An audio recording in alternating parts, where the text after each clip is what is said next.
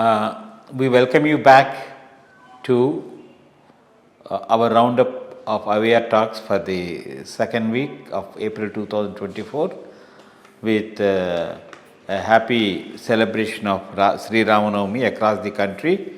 And for the first time after 500 years at Ayodhya, we have Balaram temple, and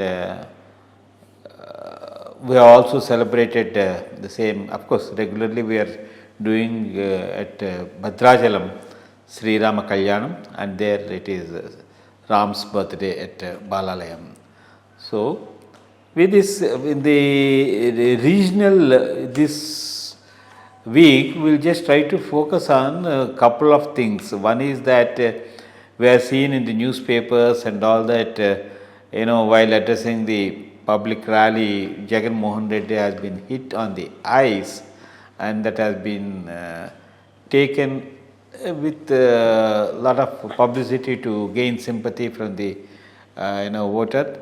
So this is one issue, and second thing is that now since nominations have started in Andhra Pradesh by different people, I want your reflexes on how it is going to be now with the BJP, Janasena and Telugu Desam combined.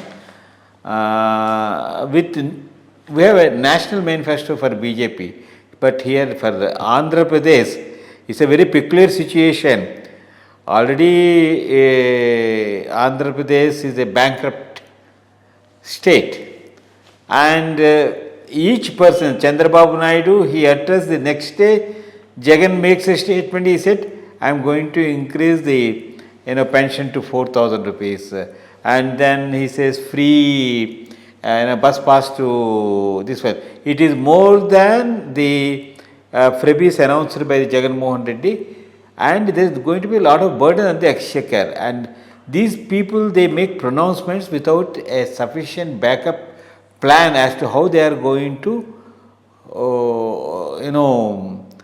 support these promises. So this is one point I just want to ask you, and how it is going to be, with this BJP combined NDA alliance and then YSRCP, and most importantly YSRCP, the combination of both the sisters, YS Sharmila and Dr.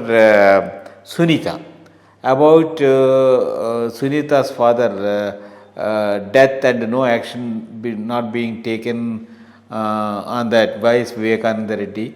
So how all these things are going to impact YSRCP prospects? Whether it is really going to impact, or is only just an eyewash, or is it stage managed thing by Telugu Desam party, asking both these people to tarnish whatever little image Jagan Mohan Reddy has got in his native place, Kadapa. Your comments on this? First, we look at the stone pelting issue. In fact, that reminds me of an incident which happened in 1967. Mrs. Gandhi just then became the Prime Minister. 1966, I think she became the Prime Minister. 1967, the elections took place. She went on campaigning trail. She was not an established leader by then.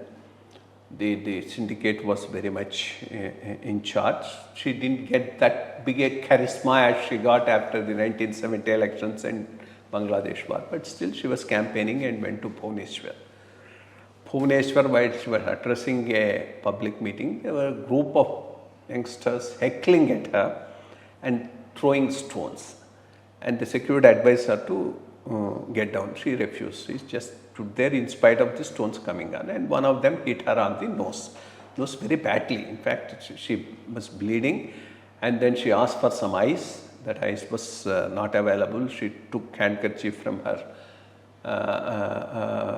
bag and then wiped the blood. In fact, her upper lip and nose, both of them got affected, and still continued with her meeting and started asking people, will you vote for such nasty fellows who are throwing stones? And then got down, and she had some stitches also because of that. and the issue was forgotten. Here, yes, that was an unfortunate incident. Somebody has thrown a stone. First of all, YSRCP credibility is not there. All the big show they have done with that Kodikatti issue before last elections and how it turned out to be later, their credibility itself is lost.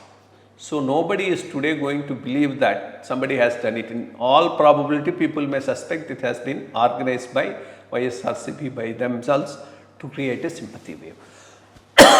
Then trying to link it with some other party, I don't think, even if it is true, first of all, even if it is true, people are now willing to go by that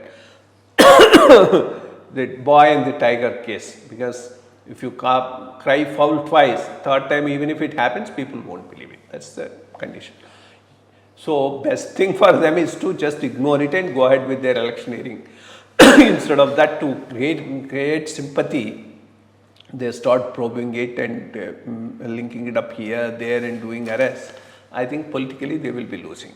More so when the credibility of the investigating agencies itself has become very doubtful, the way they have handled them in the last 5 years by this government. So I think it should go down as a non-issue as far as the elections is concerned. The more and more YSRCP tries to make it as an issue, they will be the losers. This is as far as the stone pelting issue is concerned. Second, the sisters and the campaigning that they are doing, yes, definitely it will adversely affect YSRCP. There is no doubt about that, because there is something that YSRCP is hiding about that death of YS Rajasekhar Reddy and under what circumstances it really happened. They did not do a proper investigation after they came to power. They refused to hand it over to CBI and were forced to hand it over to CBI. CBI investigation was also closing in on some of the people who are very close to him. So all these things are there. So now both the sisters coming and making it an election issue will definitely adversely impact the YSRCP government. That's one area which will definitely be minus for them. Another thing which I am told from the ground level is some of the electoral names that have been removed from the electoral list. I think there seems to have been a systematic effort by the ruling party to do that. How it will impact, nobody knows, because it looks to be in a large number. So that's another thing which can impact the elections. Third, of course, is the alliance trouble. Alliance trouble, more than anything, the message that the leaders, TDP and others have sent across the state is, it's not an alliance, it's an expansion of TDP. Whether it is Janasena, whether it is BJP, there is a underlying force which is uniting all of them on some community basis and cost basis. So this unnatural alliance, which is putting the actual workers of the other alliance partners away and making the TDP people to occupy the other two parties, may not go well with the people, especially after the Potina Mahesh incident. That will have a negative impact as far as for the alliance and plus to the YSRCP. In any case, it's only now the beginning. I think, in fact, the campaign has started quite early. It's peaking also quite early, because actually it should start now or after the nominations are fully done and nominations have closed. Then only 15 days of hectic campaigning would have been the right thing to do. So actual trends will emerge by this month end, which will decide the fate of the election. That's what I think.